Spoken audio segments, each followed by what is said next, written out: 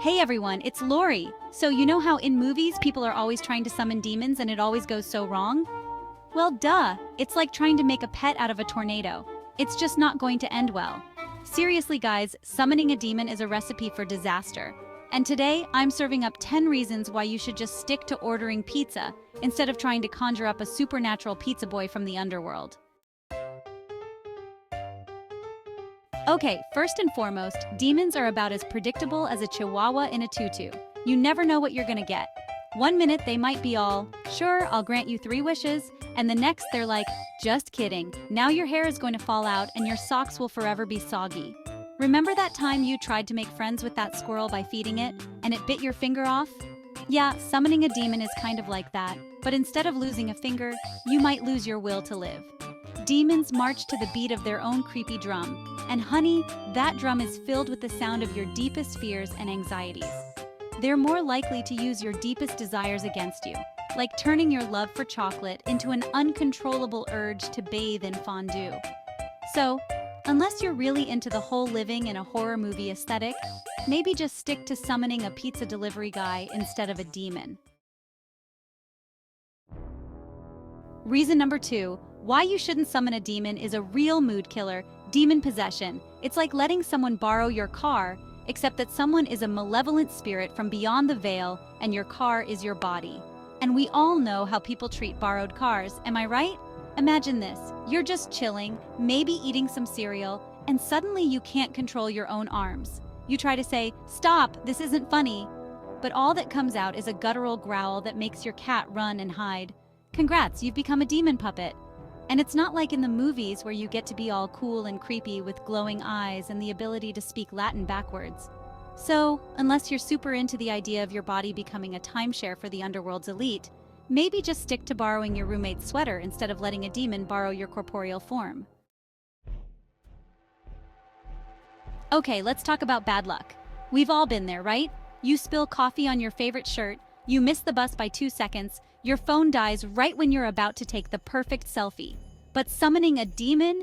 That's like asking for a lifetime membership to the Bad Luck Club, where the initiation fee is your sanity and the monthly dues are paid in tears of regret. Suddenly, spilling coffee on your shirt seems like a walk in the park compared to, say, your house getting struck by lightning twice. You're basically hanging a giant neon sign outside your house that says, "Come on in, Miss Fortune, the door's always open." And the worst part is, you never know what form this bad luck will take. So, unless you're really into the idea of living under a perpetual rain cloud of doom, maybe just stick to breaking a mirror or walking under a ladder. Alright, buckle up, Buttercup, because reason number 4 is a real tearjerker. Demons are kind of like that friend who's always trying to start drama, except instead of gossiping about people behind their backs, they're messing with the lives of your nearest and dearest. You see, demons aren't exactly known for their empathy. They're more like the embodiment of misery loves company, and they're not afraid to drag your loved ones down with you. So that little demon summoning ceremony you thought was going to be a fun way to spice up your weekend? Yeah, that might just come back to bite your best friend in the, well, you get the picture. So, unless you're secretly hoping to inherit your great-aunt's stamp collection early, maybe just settle for a family game night instead of inviting a demon to your next family reunion.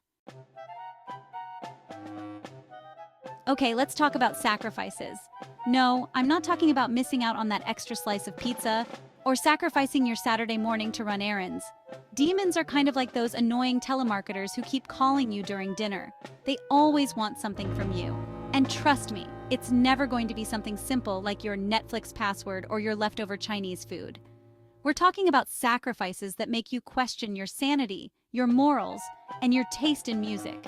So, unless you're really into the idea of living a life devoid of joy, happiness, and your favorite pair of fuzzy socks, maybe just stick to sacrificing your time watching cat videos on the internet instead of sacrificing your soul to a demon.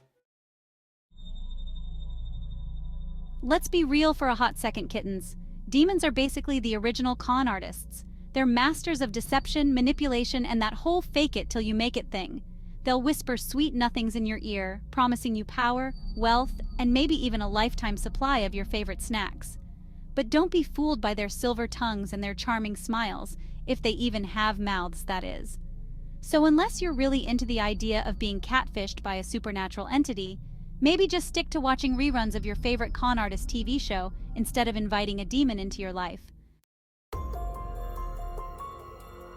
Okay, let's talk about something we don't discuss enough: demon-induced injuries. Because apparently messing with your mind and your love life isn't enough for these supernatural bullies. They also have to go after your physical well-being. So unless you're really into the idea of becoming a medical mystery, maybe just stick to your regular workout routine instead of letting a demon use your body as a punching bag. Let's talk about commitment issues, but not the kind you have with a significant other. I'm talking about the kind of commitment issues you have with a demon you accidentally summoned in your basement. Because, you see, demons are kind of like that one friend who always overstays their welcome. You invite them over for a dinner party, and they end up moving into your guest room and eating all your snacks. Except in this case, the friend is a malevolent spirit from beyond the veil, and the snacks are your sanity and your will to live. They'll follow you around like a lost puppy, except instead of wanting belly rubs and treats, they want to whisper dark secrets in your ear and make you question your own existence. So, unless you're really into the idea of having a supernatural stalker for the rest of your life, maybe just stick to watching horror movies instead of inviting the horror into your own home. Okay, picture this. You invite one friend over for a casual hangout session, but then that friend brings another friend, and that friend brings two more friends, and before you know it, your house is overrun with people you don't know, eating all your food and drinking all your beer. That's kind of what it's like summoning a demon. Except instead of your annoying college roommate, it's a gateway to the underworld, and instead of emptying your fridge, they're emptying hell into your living room. Summoning one demon is like sending out an open invitation to every creepy, crawly, shadowy figure and malevolent entity in the supernatural realm. And just like that Tupperware party you desperately wanted to escape, once the demons start rolling in, it's nearly impossible to get them to leave. So, unless you're planning on becoming an exorcist or starting your own supernatural pest control business, maybe just stick to hanging out with your cat. And last but not least, let's talk about the legal ramifications of summoning a demon. Because yes, you can actually get arrested for this. Apparently, messing with the fabric of reality and inviting potentially dangerous entities into our world is frowned upon by the powers that be. So before you start drawing pentagrams on your floor and lighting black candles, maybe you should familiarize yourself with your local laws. Because nothing screams bad life choices like trying to explain to a judge that you weren't actually trying to harm anyone. You just wanted to ask a demon for some stock tips or the winning lottery numbers. So, unless you're really into the idea of orange jumpsuits and mystery meat, maybe just stick to watching Law & Order reruns instead of starring in your own episode of When Demons Go Wrong. Outro. So the next time you think about summoning a demon, remember these 10 reasons and think twice. Stay safe and keep the supernatural at bay.